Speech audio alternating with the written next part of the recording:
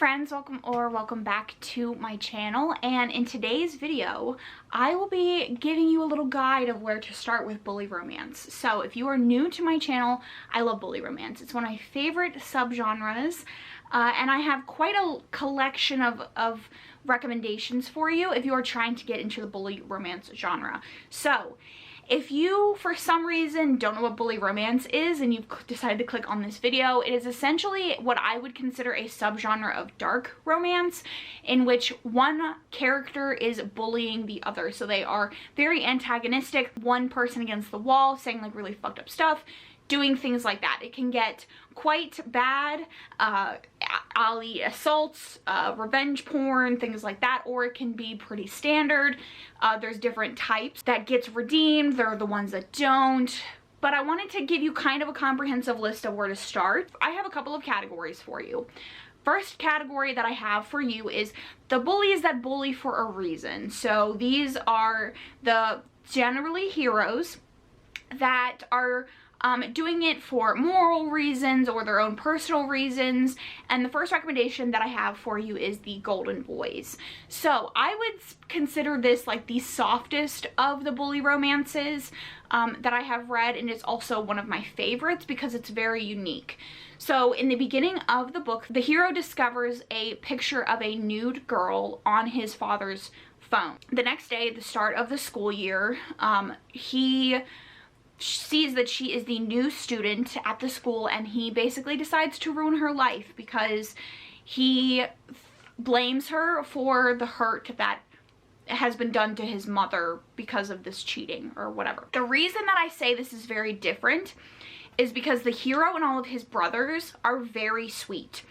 Generally in a bully romance, you have this group of guys who are like the elite kings of the school, and they kind of bully everybody and all of the girls want them.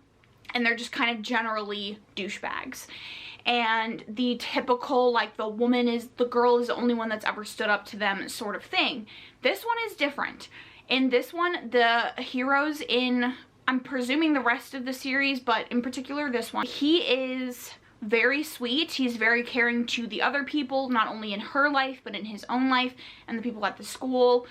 He doesn't allow any sort of bullying on other people, and he is very caring towards other people, and that's just not really very typical. He's a fantastic hero. Eventually, he just like doesn't even allow anybody but him to bully her, and he's a delightful hero. Very different than what I would typically see in a bully romance, and that's sort of why I'm recommending this one, because if you're new to bully and you want to just like dip your toes in and see what you're comfortable with, this has more of like a hero that you could get on board with, right?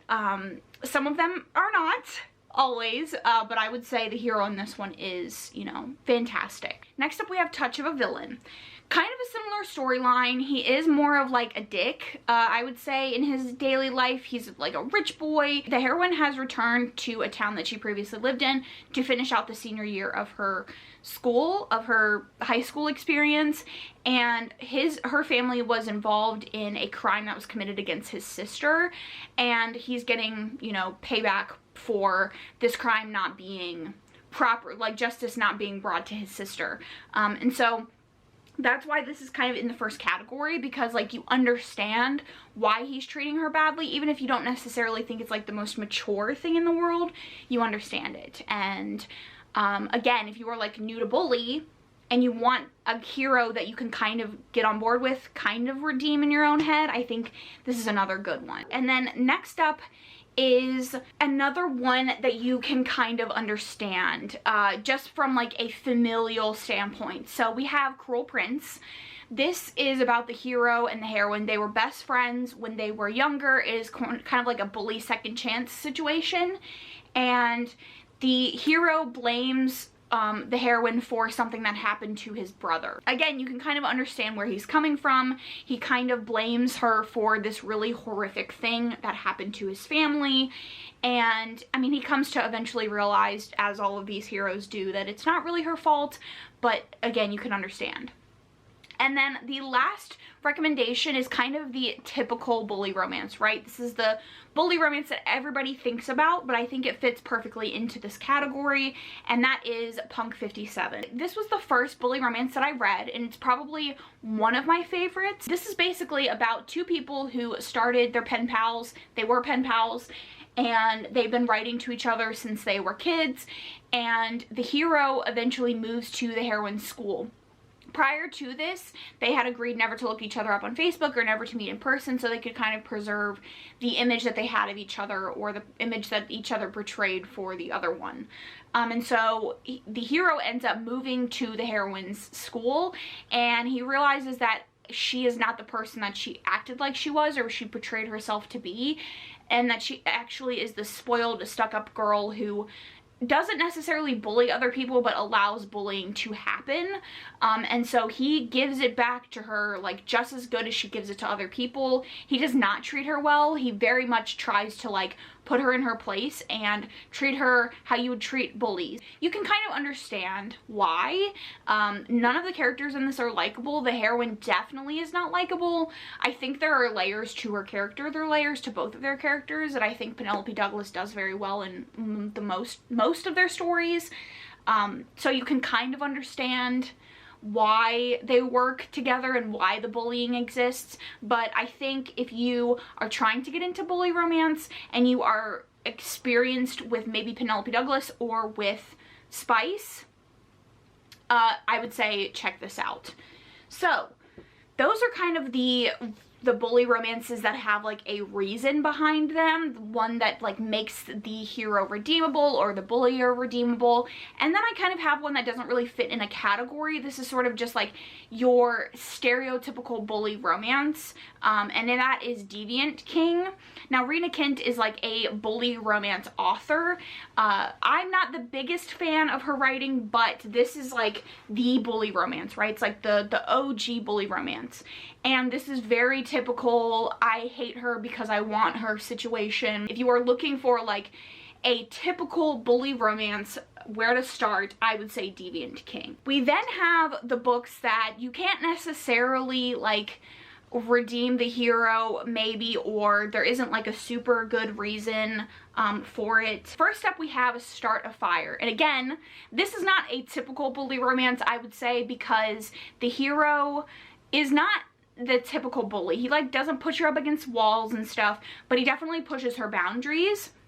He becomes obsessed with her very, very quickly, and he basically bullies her into a relationship with him. He pushes her boundaries, he doesn't listen when she says no, and he just doesn't care really about what she wants. For some reason, this really, really worked for me. Like, the hero was mystifying. He was so interesting to read from. This is very like, you know, punk, angsty. They ride skateboards and they listen to like alt punk and just, you know, that kind of vibe, but it worked for me. I enjoyed it. I think it's not very different from most bullies, but like the intentions of the characters are pretty different. And, you know, I enjoyed it. It doesn't make sense why he's such a dick and why he pushes her around and doesn't like her boundaries, but that's kind of, it is what it is at that point. So then next up we have Pretty Cruel Boys. This is actually a pretty recent read for me that I enjoyed. This is about a girl who, in the beginning of the story, she is trying to get revenge on this guy who circulated a sex tape with her friend in which her friend was being raped. And in the beginning of the story, she goes to get revenge on him, tracks him to this warehouse, and she's going to shoot him, and the hero and his friends show up. And that's kind of when she finds out that the guy that did this to her friend was involved in like a mafia group, and the hero kills the guy. And then they basically tell her like, leave and make sure we never see you again or we'll kill you. So of course, she starts going to the same school as them and they start bullying her. Now, this one is kind of wild. I will say like halfway through the book, it becomes more about they're like halfway through the book they're together, and the plot just kind of goes in a weird way, gets more like mafia-esque. But in the beginning, you really don't understand the hero. Like, you really don't understand his character. There's a lot of mystery around his character. He has Sleeping Beauty kink, but he doesn't do it in the best way. So yeah, there's a lot of mystery there. If you haven't read Sleeping Beauty kink or like non-con, this might not be the best place for you to go. But if you're familiar with non-con or you're familiar with Sleeping Beauty, he's a complex hero. Like, he definitely makes you question him. There are points where you're like, I don't even know if I really like you sort of deal.